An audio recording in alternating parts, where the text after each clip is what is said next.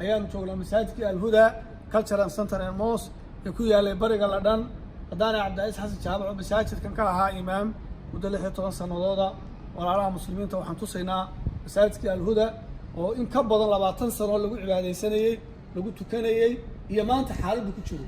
waa aragtaan masaajidkii xaaladiisii hadaan idin tuso masaajidku uu dunsan yahay muddo 3 sanadooda ayuu dunsanaa 9kii May 2016 ayaa la dumiyay si loo dhiso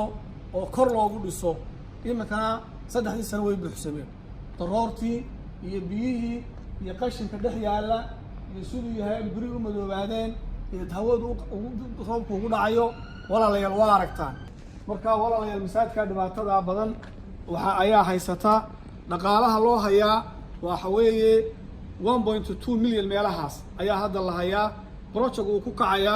waa 3.8 milyan saddex marka loo qaybiyo project uu ku kici lahaa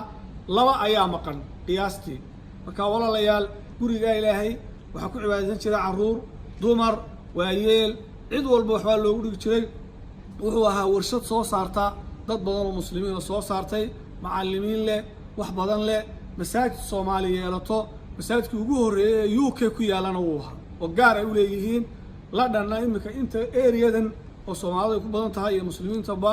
waa masaajidka kaliya ka jira buu ahaa imika dadkii ku tukan jiray 3 sanadood way kala yaaceen fantashuru fil ardi way noqdeen lama hayo imika xaaladiisa waa aragtaan qashinka biraha biyaha roobka ku soconaya waxaan u maleynayaa qof iimaan leh oo aqli leh guriga haddii Ilaahay wuxuu siiyay waxaan ka rajaynaynaa in Ilaahay mid dhakhsale oo degdega uu Ilaahay guriga Ilaahay u soo diro وبالله التوفيق صلى الله على محمد وعلى آل محمد